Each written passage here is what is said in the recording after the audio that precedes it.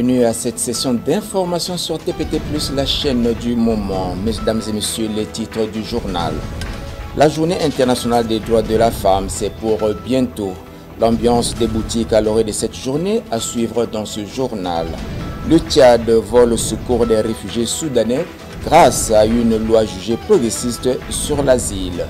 Pour garder la forme, les bienfaits du sport pour la santé, un papier d'Emmanuel Safouette à suivre tout à l'heure. Ainsi se profile notre journal. Tout de suite, les détails.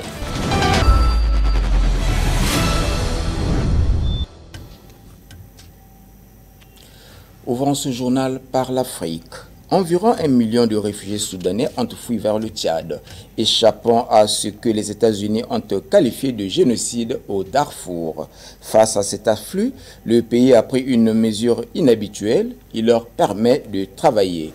Grâce à une loi jugée progressiste sur l'asile, ces réfugiés trouvent des moyens de reconstruire leur vie, tandis que les entrepreneurs tchadiens leur proposent des rares emplois qu'ils peuvent offrir. Suivez. Près d'1 million de réfugiés ont fui la guerre au Soudan depuis 2023, se dirigeant vers l'ouest en territoire tchadien. Ils fuient ce que Washington décrit comme un génocide au Darfour. Monira Gamra, propriétaire d'une entreprise à Adré, près de la frontière soudanaise, dirige une petite usine produisant de l'huile d'arachide et de la glace. Les Soudanais souffrent. Ils luttent pour survivre en arrivant ici, mais il n'y a pas de travail pour eux. Nous essayons de les aider en les embauchant, mais nous n'avons pas les moyens de leur payer de quoi manger. Contrairement à la plupart des pays qui accueillent des réfugiés, le Tchad leur permet de travailler grâce à une loi novatrice sur l'asile, adoptée quelques jours seulement après le début de la guerre. Eugene Biyoun, du Haut Commissariat des Nations Unies pour les réfugiés, est d'avis que cette approche tchadienne est susceptible de changer la perception des réfugiés à l'échelle mondiale. Cela pourrait être vu comme un fardeau, mais nous voulons vraiment transformer cette perception. Quand on lui demande à quel point l'approche du Tchad est inhabituelle, Biyoun répond. C'est une opportunité extrêmement rare et c'est quelque chose que le HCR a encouragé le gouvernement à faire, intégrer les réfugiés dans la société, notamment à travers l'éducation, le système de santé et l'accès à l'emploi. Des recherches menées par la Banque mondiale montrent que l'impact économique de cette loi, qui vise à encourager les réfugiés à jouer un rôle actif dans l'économie, demeure limité en raison de l'éloignement des camps de réfugiés. Ces zones reculées offrent peu de ressources pour soutenir l'emploi. Selon ces recherches, les réfugiés exercent une pression sur l'un des pays les plus pauvres du monde, même si le PIB tchadien est resté stable depuis l'adoption de la loi. Parmi ceux et celles qui bénéficient de cette loi figure Salama Mohamed, qui a fui les violences ethniques au Soudan. J'ai cherché simplement un endroit sûr pour mes enfants. Puis soudain, nous avons été pris en embuscade. Des hommes armés à moto nous ont encerclés. Notre voiture s'est retrouvée piégée au milieu et nous étions terrifiés. Aujourd'hui installée au Tchad, elle gagne sa vie en fabriquant les objets décoratifs pour la maison. Cependant, Monira Gamra reconnaît que les tensions persistent entre les locaux et les réfugiés. Certains Soudanais vont au marché, s'emparent des affaires des gens et créent des problèmes. Le Kenya a adopté une loi similaire sur le travail des réfugiés en 2021. Les recherches montrent que cette initiative a eu un impact économique positif dans le pays.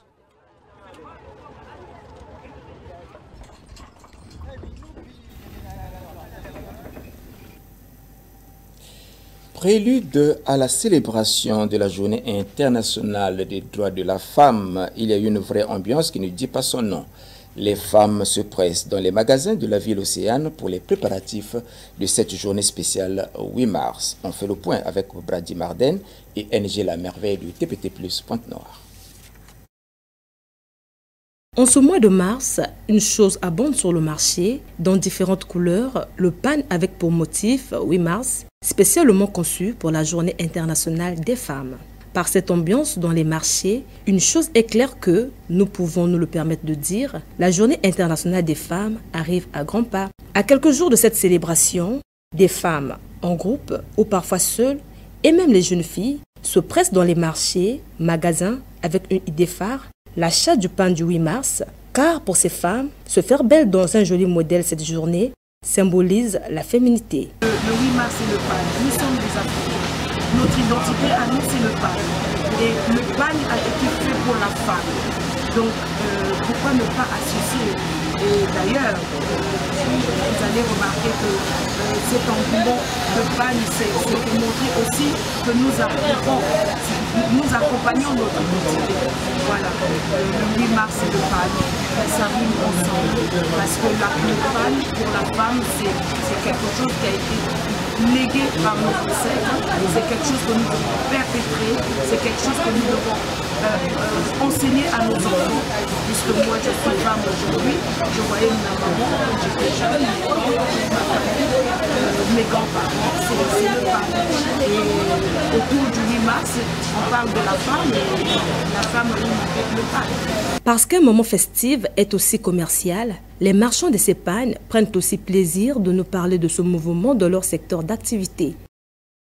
Là, l'ambiance est vraiment immense. Là, nous retrouvons toutes les femmes, en disant même des mamans de jeunes filles, qui viennent acheter les pannes parce que nous célébrons une fête, une journée internationale de la femme pour permettre à chacun des femmes puisse avoir le pain à un très bon prix.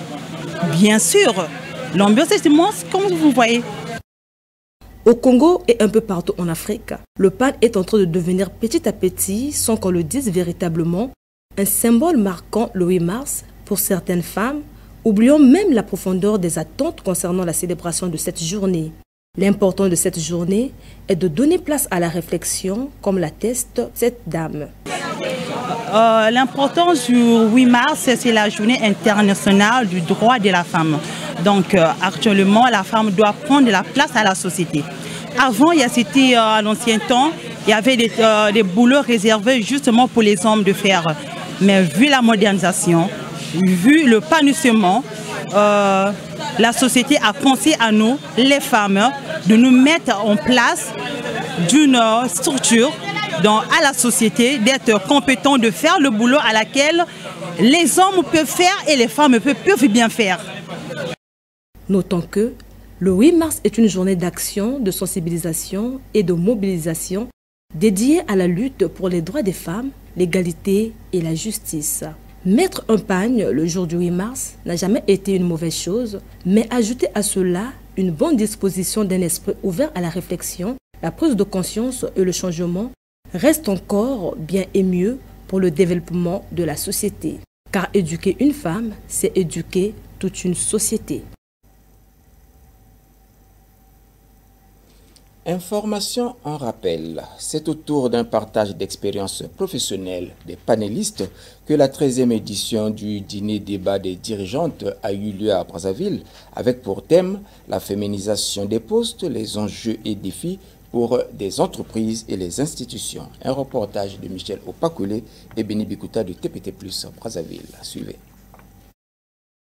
Briser les tabous qui plombent l'accès des femmes dans le monde professionnel, notamment à des postes de décision et de responsabilité, tout en leur empêchant d'avoir de brillantes carrières malgré la pluralité des débouches existants. C'est dans cette optique qu'a eu lieu la 13e édition du dîner débat des dirigeantes. Placée sous le thème « Les enjeux et défis de la féminisation des postes pour les entreprises et les institutions », en prenant la parole, la cofondatrice du média dirigeante Leadership Féminin est revenue sur l'importance de ce débat. Une fois qu'on a des lois sur les quotas, ça permet d'avoir beaucoup plus de femmes au sein du gouvernement, au sein du Sénat, au sein de l'Assemblée nationale, mais ça permet aussi d'avoir beaucoup de femmes dans des conseils d'administration, dans des comités de direction, là où les choses se décident. Donc voilà un peu en gros quel était l'objet de notre rencontre ce soir qui portait sur les enjeux et les défis de la féminisation des postes dans les institutions et dans les entreprises. À l'orée de la journée des droits de femmes, Belle Loretta Téné, en revenant sur les chiffres, a martelé sur la formation et la sensibilisation de la femme. Il faudrait sensibiliser. Ça passe aussi par la visibilité des rôles modèles. Il faudrait que les femmes soient assez visibles. Il faudrait que celles-là qui ont déjà gravi des échelons puissent descendre, soit dans les écoles, pour aller sensibiliser, pour aller partager leur parcours, ce qui permettra à la jeune fille de visualiser, de se projeter, elle aussi, à leur tour. Quelles mesures prioritaires pour la féminisation du poste? C'est à travers cette question que la professeure Francine Tomé a dit ce qui suit.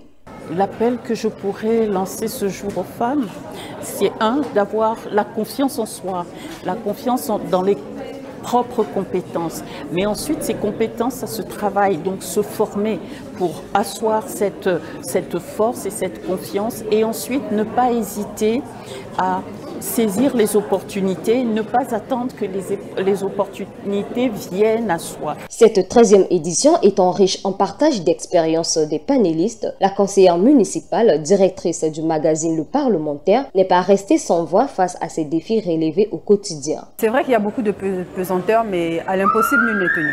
Donc ce que les femmes doivent faire, c'est s'approprier la question et elles-mêmes se battre pour résoudre la question. Alors, je dirais qu'il faut, nous comprenons bien que les femmes sont le salut du monde, comme pouvait le dire Léon Tolstoï. Donc c'est à nous de nous approprier d'abord les victoires que nous avons. Organisée par le média dirigeante Leadership au féminin, en collaboration avec le cabinet d'Afrique Congo, cette 13e édition a été un rappel aux femmes qui se sous-estiment au poste de responsabilité, car peu de ces femmes osent se positionner à ces postes, souvent par un manque de confiance en soi, mais aussi par un manque de disponibilité en raison de leur vie privée ou leur statut matrimonial. Il s'y est de noter qu'une femme a le potentiel d'aller de l'avant non pas par sa beauté, mais par sa volonté de faire. C'est en mettant son cœur que l'on récolte les bons fruits. Parlons de l'importance du livre dans la société. De nos jours, le livre est en train de perdre sa valeur dans la société. À cela s'ajoute l'ignorance de certains citoyens concernant son importance. En effet, celui-ci joue un grand rôle dans notre société, d'où l'importance de la rappeler aux citoyens. Plus de précisions dans ce reportage de Elvira Ngoutou, Emmanuel Safouette et NG La Merveille de TPT+, Pointe-Noire. Autrefois, le livre occupait une place très importante dans la société. Mais actuellement, triste est de constater que celui-ci devient délaissé par la plupart des citoyens avec l'arrivée de la nouvelle technologie. Préférons parfois passer des heures à regarder la télé, à rester scotchés sur les réseaux sociaux tels que Facebook, TikTok, Instagram et j'en passe. Car ceux-ci disent que lire est une perte de temps et demande trop d'efforts intellectuels. Il sied de souligner que le livre joue un rôle important dans notre société, dans le sens où il permet de nous instruire en développant notre niveau intellectuel, améliore notre art culinaire, permet également de nous informer sur les différentes cultures du monde. Puis, c'est un moyen efficace pour les archives. C'est dans ce même contexte que M. Félix Mvoula, délégué à la promotion du livre et membre de l'UNESCO, a exhorté les citoyens concernant l'importance du livre. Le livre d'abord est un instrument qui donne à une personne de se perfectionner. Tous les secrets intellectuels se reposent dans les livres. Si vous avez l'habitude de lire, vous allez voir que vous allez découvrir ce qui est caché, ce qui n'était pas ouvert à tout le monde. Parce que le livre, c'est dans le livre, c'est là où il y a tous les secrets. Voilà. Acquérir la connaissance, savoir parler devant les gens, être ouvert, parler sans foi devant une population ou une masse. Voilà. Ajoutons aussi que la lecture nous permet de voyager à travers le temps, une manière de s'évader de la vie quotidienne. Elle nous procure du plaisir en oubliant nos problèmes, enrichit l'empathie, l'ouverture d'esprit, la créativité, etc. Voilà pourquoi le monde célèbre le 2 mars de chaque année la Journée mondiale du livre, dans le but de promouvoir la lecture, l'édition et le droit d'auteur.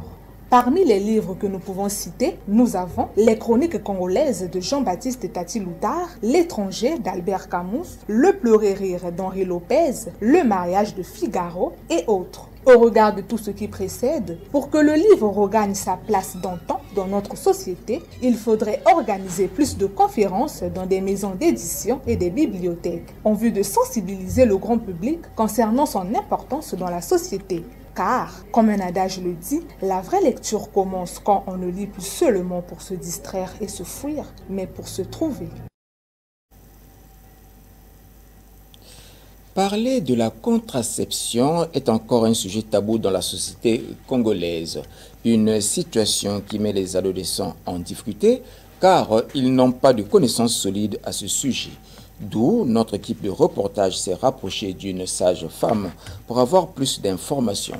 Suivons donc ce reportage de Joël Visserache et Modeste Ololo de TPT Plus Brazzaville. La contraception, un sujet tabou dans de nombreuses familles congolaises, car il est difficile de trouver dans la société une mère qui dialogue avec ses filles sur ce sujet. En interrogeant les adolescents et les jeunes dames sur les différentes méthodes de contraception dont elles ont connaissance, voici comment elles ont répondu. Non, mes parents n'ont pas eu ce temps. Je connais 2 méthodes de contraception. Pour les mesures de prévention, utiliser des préservatifs et pour la femme, savoir calculer ses cycles. Beaucoup de femmes pensent que choisir une méthode de contraception va les rendre infertiles, mais d'autres par contre estiment que c'est la meilleure façon d'espacer les grossesses. Je dirais que c'est vrai, les pilules rendent stériles.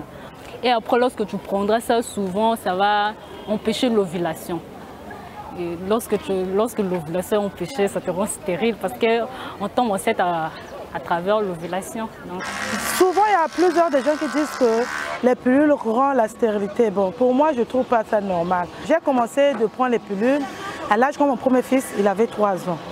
Et quand il est à 12 ans, j'ai laissé, à 10 ans plutôt, j'ai laissé. Je me suis tombée enceinte, j'ai un deuxième fils. Là, actuellement, mon deuxième fils, il a 5 ans. Pour avoir plus d'éclaircissements sur ce sujet, nous nous sommes rapprochés de la sage-femme Chancelvi Yalunga qui dit ce qui suit. La contraception permet de diminuer le taux de mortalité chez la femme avec les avortements et autres. La contraception permet de planifier les grossesses et elle permet aussi d'éviter les grossesses indésirées, comme je l'ai dit.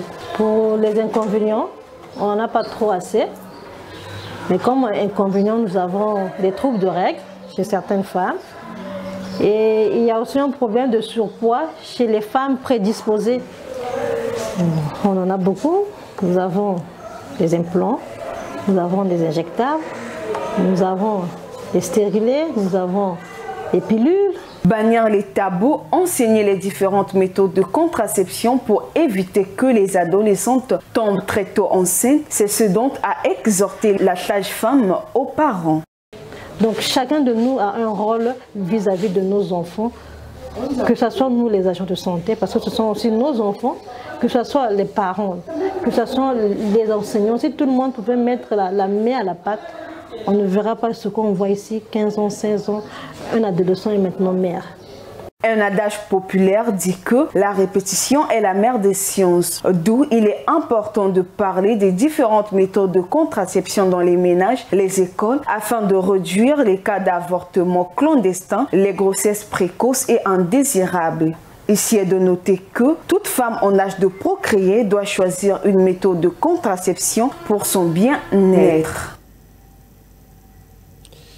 Au Nigeria, dans l'état du plateau à Jos, la communauté musulmane tente de s'unir autour de la prière du Ramadan. Les habitants se disent satisfaits de la paix retrouvée dans cet état ayant fait face à des tensions religieuses. Les explications dans ce reportage. Les musulmans dans la ville de Jos, dans le centre-nord du Nigeria, se sont rassemblés pour prier le premier jour du Ramadan. Il n'y a que le Ramadan que l'on fait pour Dieu.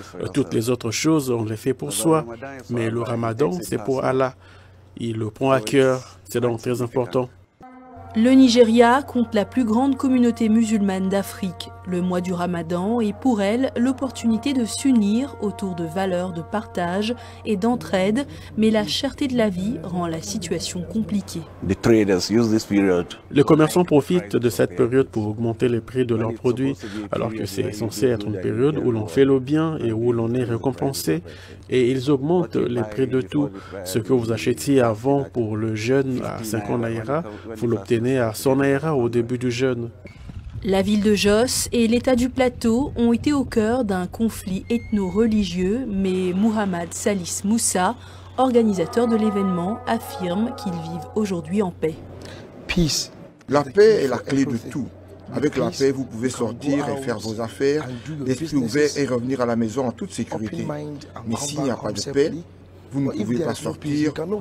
Ou alors, si Dieu le veut, à Jos, nous vivons maintenant dans la paix et l'harmonie. La paix est une préoccupation majeure pour le Nigeria qui fait face depuis 15 ans à une insurrection djihadiste qui a fait plus de 40 000 morts et 2 millions de déplacés. Revenons à Pointe-Noire pour parler de l'importance de l'art plastique. La peinture est un art qui occupe une place importante dans une société. Dommage pour certains, son importance reste encore méconnue. Les détails dans ce reportage de Elvira Ngoutou, NG La Merveille et Miroska Bakotana de TPT+, Pointe-Noire. L'art plastique est une technique de représentation d'une image fictive en une image réelle sur un support plat. À l'ère du XXIe siècle, nous constatons que certains citoyens semblent encore ignorer l'importance de l'art plastique dans notre société, pensant ainsi que le métier d'artiste peintre ne leur apportera rien et ne leur conduira nulle part dans notre pays. Ajouté par d'autres aussi que les tableaux des dessins coûtent cher pour s'en en procurer. Il convient de souligner que cet art joue un grand rôle dans notre société, dans le sens où il permet de développer nos facultés, permet de captiver notre attention, d'exprimer notre créativité, d'éveiller nos émotions, et j'en passe. C'est dans ce même sens que M. Roger Ikuba, artiste peintre, a exhorté la population congolaise concernant l'importance de l'art plastique ainsi que les opportunités du métier de plasticien. Ici, nous avons les tableaux à la portée de toutes les bourses. Il y a des avantages aujourd'hui. On peut parler d'une toile, d'une peinture, chronologiquement parlant, qui date peut-être des années 52, du 15e siècle. Voyez-vous, la peinture a pour vocation de vous amener et de remonter le temps. On peut voyager dans le temps avec l'art. Oui, il y a le voyage pour ne pas être trop orgueilleux. Je vous dis que moi, Roger Ikuba, aujourd'hui, je suis dans les 5 continents parce que mes tableaux sont partout à travers le monde. Un tableau peint par un dessinateur est un moyen pour lui de s'exprimer et transformer son imagination en réalité. Le dessin est également un moyen de communication des idées en racontant une histoire, en décrivant une situation personnelle ou sociétale, comme nous l'affirme ce plasticien. L'arbre qu'on appelle le baobab, c'est un arbre mythique. Pourquoi je le dis qu'il est mythique? Parce qu'il a attiré les sages africains dans la résolution des palabres, tout ça. Parce que les anciens, les sages pensaient que venir s'asseoir tout autour du baobab, essayer d'apporter des solutions, de résoudre des problèmes. En définitive, pour que l'art plastique soit connu et valorisé de tous, il faudrait organiser plus de foires d'exposition, aussi même dans nos quartiers, afin de le vulgariser dans le but de toucher toute couche sociale. Car comme un adage le dit, l'art est la beauté de la vie et sans art, il n'y a pas d'histoire. Aux États-Unis d'Amérique, tous les enfants ne peuvent pas s'amuser avec des jouets classiques. Dans une école de New York, les enseignants prennent des jouets ordinaires et les adaptent pour qu'ils répondent mieux aux besoins des élèves handicapés. Illustration. Ce petit cochon fonctionne avec des piles, mais il a quelque chose que les autres n'ont pas. Un capteur de mouvement qui vous permet de le contrôler d'un geste de la main. C'est Jesse Simon qui a ajouté le capteur. Il est ergothérapeute à l'Académie internationale de l'espoir à New York. Simon a recablé le cochon pour les élèves de l'école qui souffrent tous de lésions cérébrales. Beaucoup d'entre eux peuvent avoir un contrôle limité de leur corps ou une force musculaire réduite et il peut être difficile pour eux de participer en utilisant leurs mains, en utilisant leur corps de la même manière qu'une personne typique. Le minuscule interrupteur du cochon est difficile d'accès, mais il peut être connecté à un bouton ou à un capteur plus facile à utiliser. Simon utilise un interrupteur de batterie pour connecter des contrôleurs plus accessibles. Tout ceci est un circuit que nous pouvons interrompre. C'est pourquoi nous l'appelons un interrupteur. C'est comme si vous le mettiez à l'endroit où la batterie se connecte à la borne. De cette façon, vous fermez le circuit lorsque vous appuyez sur l'interrupteur, ce qui permet au circuit de fonctionner en donnant à l'élève un rôle dans ce processus.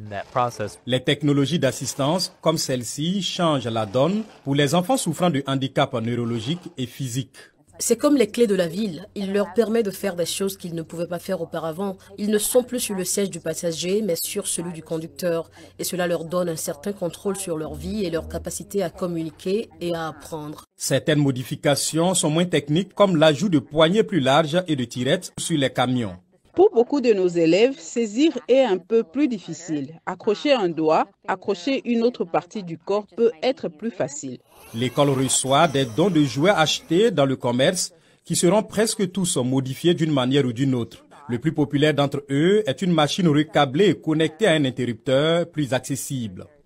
Ils permettent à nos enfants d'avoir une longueur d'avance sur l'adulte, ce qu'ils ont rarement. C'est donc la seule fois où l'enfant peut faire quelque chose à l'adulte et la voir et où il peut dire « je t'ai eu ». Une farce apparemment anodine qui donne aux élèves le pouvoir de jouer.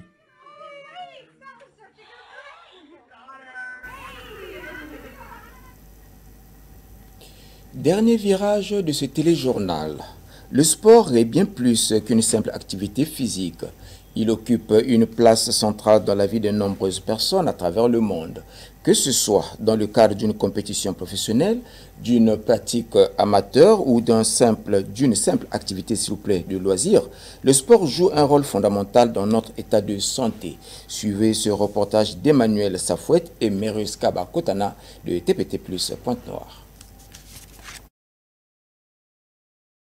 Pratiquer une activité physique régulière est essentiel pour maintenir une bonne santé. Selon l'Organisation mondiale de la santé, OMS en sigle, le sport contribue à réduire les risques de maladies chroniques telles que le diabète, les maladies cardiovasculaires, l'obésité et certains cancers. L'exercice physique aide également à renforcer les muscles et les os, à améliorer la flexibilité et augmenter l'endurance. Il permet aussi de réguler le système immunitaire. Les médecins recommandent souvent des activités physiques comme une composante essentielle des soins préventifs. Le sport est très important pour la santé. Ça nous évite beaucoup de maladies. Et surtout actuellement, ce qui se passe, des maladies, on peut citer pas mal de maladies. On prend l'obésité, je peux prendre l'AVC, on peut prendre pas mal de maladies. Et surtout, ce qu'on mange aujourd'hui, ça nécessite le sport pour garder la forme. Au-delà des bénéfices physiques, le sport a des impacts considérables sur la santé mentale. La pratique régulière d'une activité sportive est liée à une diminution des symptômes d'anxiété, de dépression, augmente les niveaux d'énergie et réduit la fatigue. Elle stimule la production d'endorphines, ces hormones du bonheur qui améliorent l'humeur. Cependant, il est recommandé de faire de l'exercice au moins 5 jours sur 7 et tous les jours dans l'idéal. Il est aussi à noter que l'âge général accepté pour commencer le sport est 7 ans. En définitive, le sport est un élément clé pour la santé. La pratique régulière améliore la santé physique et mentale, favorise l'intégration sociale, enrichit notre culture et stimule notre économie. Que ce soit à travers des compétitions de haut niveau ou des pratiques récréatives, il est essentiel de promouvoir le sport comme outil d'épanouissement personnel et de lien communautaire. Encourager une culture du sport accessible à tous est un enjeu majeur pour construire une société plus saine et plus solidaire. Mesdames et messieurs, ainsi prend fin notre journal. Merci de nous avoir suivis. Réalisation technique, Kevin Le Différent et Esti Kuhlmann. Coordination rédactionnelle, Eden Bontaba et Emmanuel Safouette. Retenez ceci. Vous devez avoir la force d'un lion et le calme d'un coucher de soleil pour traverser la vie dans tous les jours. La paix, toujours la paix chez vous. Au revoir.